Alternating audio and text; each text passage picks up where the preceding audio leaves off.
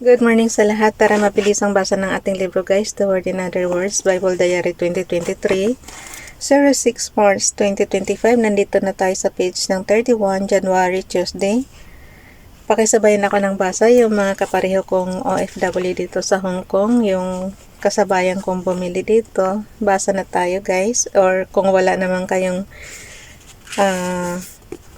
libro na ganito, buksan nyo na lang yung inyong Biblia. Kasi babasahin ko dito kung anong book, anong chapter, anong verses sa Bible meron dito nakasulat. So, sundan nyo na lang ako sa Biblia nyo. 31 January Tuesday, St. John Bosco, open parenthesis M, close parenthesis, 4th week in ordinary time, dot white, comma, PS is 4. The Word, first reading, ito na guys, sundan nyo na ako. Hebrews chapter 12 verse 1 to verse 4. Ulitin ko. Hebrews chapter 12 verse 1 to verse 4. Therefore, since we are surrounded by so great a cloud of witnesses, let us rid ourselves of every burden and sin that clings to us and persevere in running the race that lies before us, while keeping our eyes fixed on Jesus, the leader and perfecter of faith.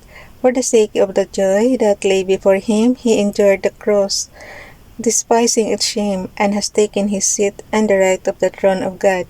Consider how he endured such opposition from sinners in order that you may not grow weary and lose heart. In your struggle against sin, you have not yet resisted to the point of shedding blood. Gospel reading, Mark chapter 5 verse 21 to verse 43. Ulitin ko. Mark chapter 5 verse 21 to verse 43. Para masundan nyo lang ako sa inyong Biblia guys. When Jesus had crossed again in the boat to the other side, a large crowd gathered around him and he stayed close to the sea. One of the synagogue officials named Jairus came forward. Seeing him, fell at his feet and pleaded earnestly with him, saying, "My daughter is at the point of death. Please come lay your hands on her and she may get well and live." He went off with him, and a large crowd followed him and pressed upon him. There was a woman afflicted with hemorrhages for 12 years. She had suffered greatly at the hands of many doctors and had spent all that she had. Yet she was not helped, but only grew worse. She had heard about Jesus and came up behind him in the crowd and touched his cloak. She said, If I but touch his clothes, I shall be cured." Immediately her flow of blood dried up. She felt in her body that she was healed of her affliction. Imagine niyo na lang yung may mga cancer na sakit. And then, hawakan lang yung, siguro yung clothes ni Jesus, yung gumaling na. Itong babae kasi nito, sobrang matagal na yung sakit niya. So, imagine niyo parang cancer na rin siya sa generation natin na ngayon. Yung mga sakit na cancer, di ba? Talagang miracle na lang yung nagpapagaling. Tingnan mo. If I but touch his clothes, I shall be cured. O, di ba? So, sa panahon natin ngayon, imagine niyo na lang na nakipag-usap kayo kay Jesus tapos hinawakan niyo yung niya, yung damit niya. Gumaling na kayo.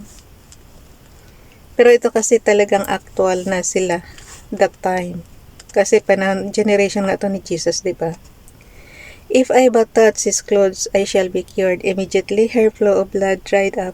Tsaka alam niyo guys, sa faith yan eh. Gaano man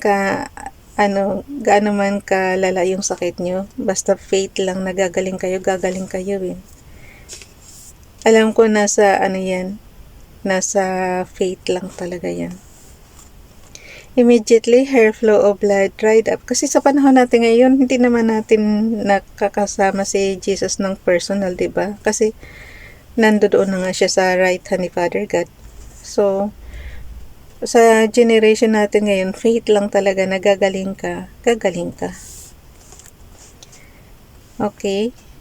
Ulitin ko ulit. If I but touch his clothes, I shall be cured. Immediately her flow of blood dried up. She felt in her body that she was healed of her affliction. Nakita mo nga yung balikat ko, diba? Ang tagal kong ininda yan. Pero pray lang ako ng pray. Unti-unti naman gumagaling. Pero talaga pag kumirot, grabe yan. Pero nagpro-pray lang talaga ako, tsaka tinutulog ko ng maaga para madali siyang gumaling. Yun. Okay, immediately her flow of blood dried up. She felt in her body that she was healed of her affliction. Jesus, aware at once that power had gone out from him, turned around in the crowd and asked, "Who was touched my clothes?" But his disciples said to him, "You see how the crowd is pressing upon you, and yet you ask, 'Who touched me?'" And he looked around to see who had done it. The woman, realizing what had happened to her, approached in fear and trembling. She fell down before Jesus and told him the whole truth. He said to her, "Daughter, your faith has saved you." O, tingnan mo. Sabi ko sa inyo, pananampalataya lang eh. "Daughter, your faith has saved you. Go in peace and be cured of your affliction." While he was still speaking, people from the synagogue official's house arrived and said, "Your daughter has died. Why trouble the teacher any longer?" Disregarding the message that was reported, Jesus said to the synagogue official, "Do not be afraid, you have faith." He did not allow anyone to accompany him inside except Peter, James, and John, the brother of James. When they arrived at the house of the synagogue official, he caught sight of a commotion, people weeping and wailing loudly. So he went in and said to them, "Why this commotion and weeping? The child is not dead but asleep." And they ridiculed him. Then he put them all up. He took along the child's father and mother and those who were with him and entered the room where the child was. He took the child by the hand and said to her, "Talit hakum." Talit hakum. Ano siguro to? Ibang lingwahe to. Talit hakum, which means, "Little girl, I say to you, arise." Oh, so talit hakum means, "Little girl, I say to you, arise." The girl, a child of 12, arose immediately and walked around. At that they were utterly astounded. He gave strict orders that no one should know this and said that she should be given something to eat. In other words, by Father Roger Solis, SVD-USC Cebu City. The Gospel today narrates two healing miracles performed by Jesus. One, he healed the daughter of Jairus, a synagogue official and a very prominent figure at the time. Two, a woman afflicted with hemorrhages. Yung hemorrhage, guys. Hemorrhages. Ibig sabihin yung hemorrhage, diba yung nagdudugo? A woman afflicted with hemorrhages for 12 years got healed by just touching the hem of Jesus' garments. His primary requirement is straightforward: as long as they have faith in their hearts, the grace of healing is possible. Yan, totoo yan. Faith lang talaga. The basic catechism teaches that faith is the minimum requirement of healing, but the question is, how firm or deep is our faith in Jesus? Some of us claim to have sincerely professed our faith. However, that conviction seems to vanish instantly when tribulation and great trials come. That faith is not deeply rooted in the heart. The profession of faith remains on a superficial level. Praising God is a matter of lip service alone. When Typhoon Odette devastated the provinces of Bohol, Cebu, Palawan, southern Leyte, and some parts of Surigao Island, many lost their houses and loved ones. Losing someone there is tough to absorb, especially if tragedy causes it. However, few resilient individuals have bounced back from the devastation simply because their resiliency is grounded on faith. It is their faith that keeps them strong. It is their faith that allows them to move on. It is their faith that allows them to move on. Yes, it is hard, but with Jesus by our side, the loads from our shoulders become more manageable and the burdens lighter.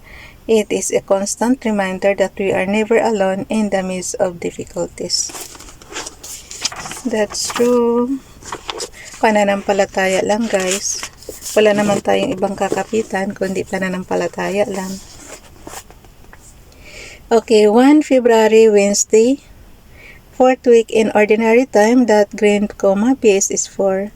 The word first reading, Hebrews chapter 12 verse 4 to 7, verse 11 to verse 15. Ulitin ko para masabayan nyo ako. First reading, Hebrews chapter 12 verse 4 to verse 7, and verse 11 to verse 15. In your struggle against sin, you have not yet resisted to the point of shedding blood. You have also forgotten the exhortation addressed to you as sons. My son, do not disdain the discipline of the Lord, or lose heart when reproved by him. For whom the Lord loves, he disciplines, he scourges. Every son he acknowledges. Endure your trials as discipline. God treats you as sons. For what son is there whom his father does not discipline? At that time, all discipline seems a cause not for joy but for pain. Yet later it brings the peaceful fruit of righteousness to those who are trained by it. So strengthen your drooping hands and your weakness. And your weakness. Make straight paths for your feet, that what is lame may not be dislocated but held. Strive for peace with everyone and for that holiness without which no one will see the Lord. See to it that no one be deprived of the grace of God, that no bitter root spring up and cause trouble, through which many may become defiled. Gospel reading, Mark chapter 6 verse 1 to verse 6. Ulitin ko, Gospel reading, Mark chapter 6 verse 1 to verse 6. Sabayan niyo ako sa inyong Bible, guys, ayon sa inyong lingwahe na iintindihan. Jesus departed from there and came to his native place, accompanied by his disciples. When the Sabbath came, he began to teach in the synagogue, and many who heard him were astonished. They said, "Where did this man get all this? What kind of wisdom has been given him? What mighty deeds are wrought by his hands? Is he not the carpenter, the son of Mary, and the brother of James and Joses and Judas and Simon? And are not his sisters here with us?" And they took offense at him. Jesus said to them, "A prophet is not without honor except in his native place, and among his own kin, and in his own house." So he was not able to perform any mighty deed there. Apart from curing a few sick people by laying his hands on them, he was amazed at their lack of faith. He went around to the villages in the vicinity teaching.